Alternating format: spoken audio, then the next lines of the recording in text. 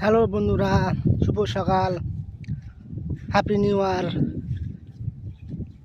2025 সালে বিদায় দিলাম। আর নতুন সাল, শুভ সকাল 2026 আজ পড়েছে। সবাইকে অভিনন্দন ও প্রীতি শুভেচ্ছা জানাই। আমাদের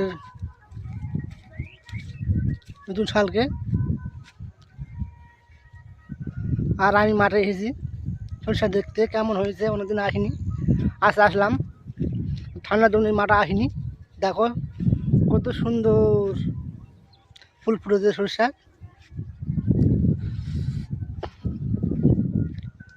আমাদের মাঠে গোটা মাঠ সর্ষে।